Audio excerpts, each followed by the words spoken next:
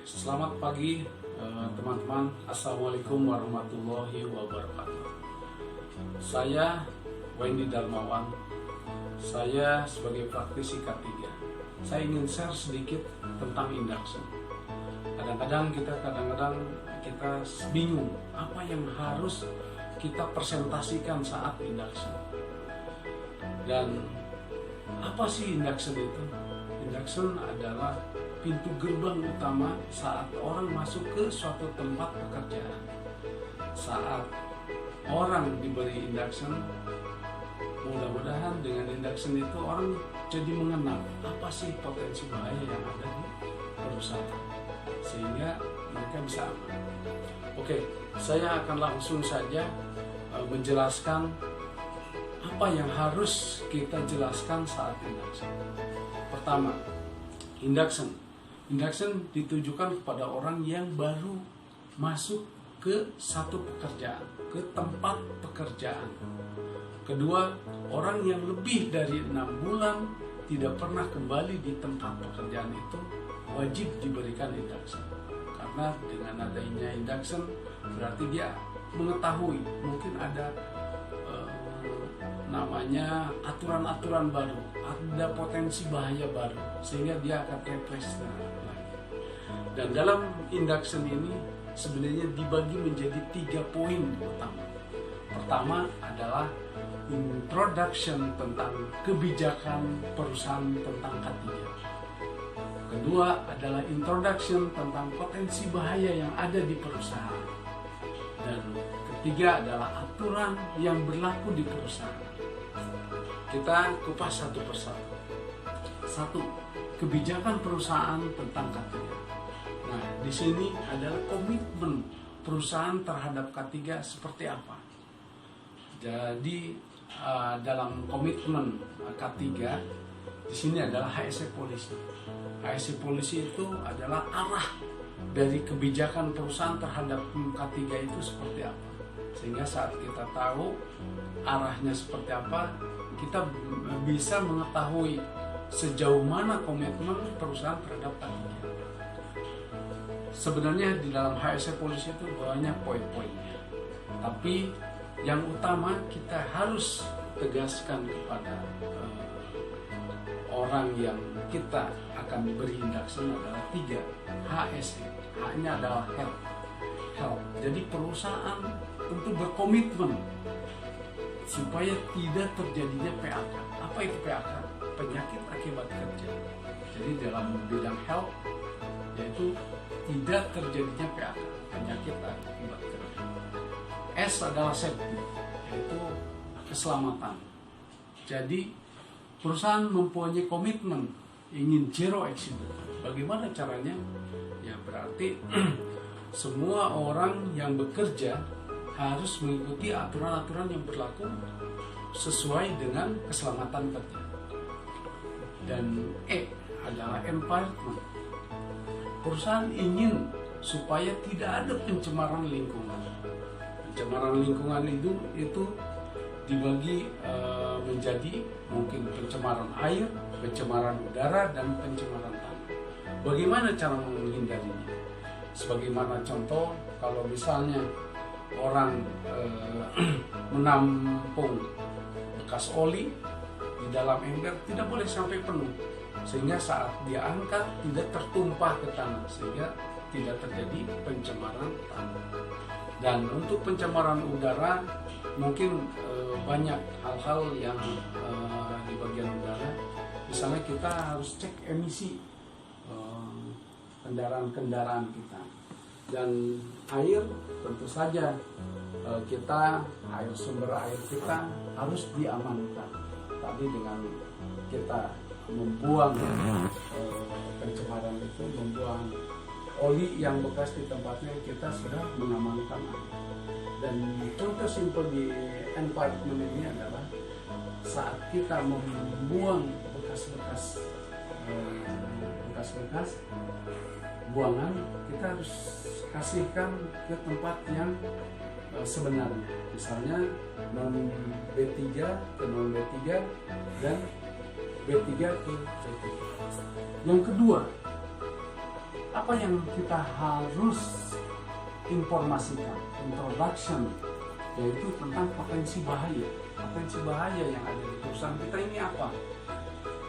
Misalnya adanya kebakaran, potensi bahaya kebakaran, karena mungkin di perusahaan kita adalah banyak zat kimia. Atau adanya gas beracun, kita harus jelaskan kenapa harus ada gas beracun. Misalnya karena di kita ada H2S, dan apa yang harus dikerjakan saat ada kebakaran, kasih tahu prosesnya. Misalnya kebakaran karena di kita bahannya flammable, mudah terbakar, sehingga bisa menimbulkan kebakaran. Mungkin dalam kebakaran ini, saat ada kebakaran, apa yang kita harus lakukan? Misalnya kita harus lari ke master point, atau harus kasih tahu kepada DCS atau ke control room. Nah, di sini saat kebakaran biasanya ada alarm akan berbunyi. Sebutkan, misalnya ada kebakaran, alarm itu akan berbunyi biasanya continue, dan biasanya disusul dengan announcement atau pemberitahuan di mana area kebakaran itu terjadi, sehingga orang lain bisa tahu di mana nih tempat kebakarannya. Gas beracun sama juga, alarmnya biasanya intermittent atau electric alarm, dan disertai dengan announcement. Hanya di dalam gas beracun ini, biasanya di suatu perusahaan ada namanya wind shock atau wind direction. Dia berwarna orange dan dia seperti kondom. Kalau misalnya arahnya ke utara, berarti kita larinya harus ke selatan. Nah, di sini kita harus jelaskan.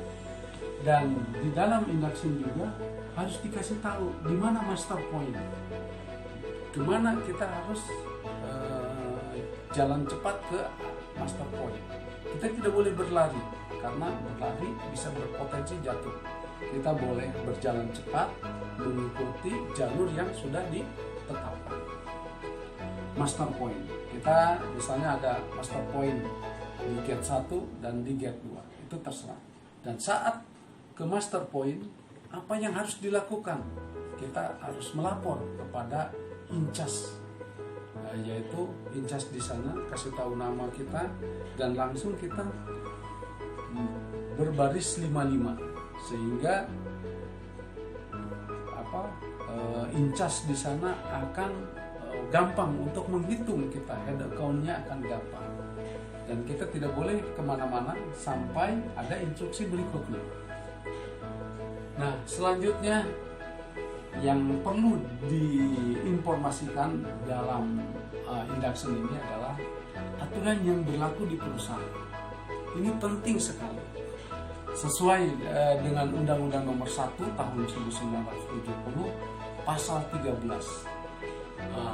bahwa barang siapa yang bekerja di tempat bekerja harus menggunakan APD atau alat pelindung diri. Nah, di sini kenapa aturan yang berlaku di perusahaan itu harus diinformasikan? Misalnya APD itu kalau di perusahaan mungkin teman-teman wajib memakai helm, tapi apakah kita semua perusahaan wajib memakai helm? Itu tidak, tergantung pada tempatnya. Misalnya di otomotif tidak wajib memakai helm, APD-nya lain lagi, misalnya topi.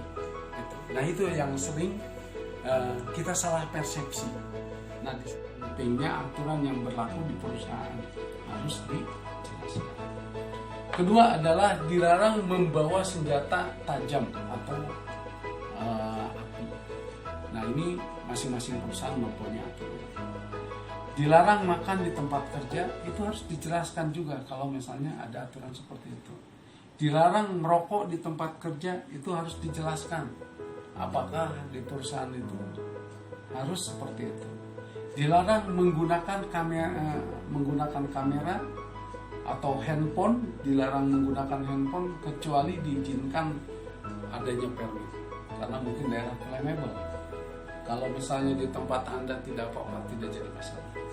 Dan harus menggunakan baju panjang karena mungkin perusahaan chemical yang memerlukan proteksi terhadap tubuh.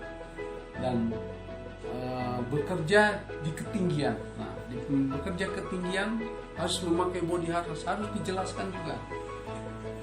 Di dalam Permen nomor 9 tahun 2016 dikatakan bahwa saat bekerja di ketinggian yang mempunyai potensi untuk jatuh harus menggunakan body harness. Nah, di situ memang kadang-kadang kita dihadapkan pada satu menafsirkan permen ini, masing-masing orang mempunyai pikiran yang berbeda. Bisa aja orang misalnya naik ke kursi, dia akan berpikir bahwa saya tidak mempunyai potensi bahaya jatuh. Tapi bisa aja orang lain berpikir bahwa dengan naik ke atas kursi itu berpotensi jatuh. Nah, makanya di dalam Permen nomor 9 2016 kita wajib ditambahkan, yaitu dengan adanya SOP di dalam perusahaan kita. Misalnya di dalam SOP di dalam kita, setiap ketinggian di atas 1 meter atau 2 meter wajib memakai body harness. Nah, di situ kita harus jelaskan. Walaupun dalam permen seperti ini, tapi saat kita jelaskan lagi, kita tidak akan membingungkan lagi, tidak akan argumentasi di dalam pekerjaan. Oke, teman-teman, itu saja mungkin penjelasan saya tentang apa yang harus dilakukan saat HSE induction. Yang utama adalah satu, kita harus memberikan atau menginformasikan tentang kebijakan perusahaan tentang K3. Kedua, kita harus menjelaskan tentang potensi bahaya apa di perusahaan kita, sehingga orang itu datang bisa selamat dan pulang bisa selamat juga. Dan aturan yang berlaku di perusahaan, karena masing-masing perusahaan beda. Satu perusahaan dengan perusahaan yang lain itu akan berbeda. Satu bisa merokok, satu tidak bisa merokok. Makanya itu penting dijabarkan. Oke, teman-teman, itu saja. Mudah-mudahan ilmu yang sedikit ini bisa bermanfaat. Sedikit banyaknya kalau ada kesalahan saya minta maaf. Assalamualaikum warahmatullahi wabarakatuh.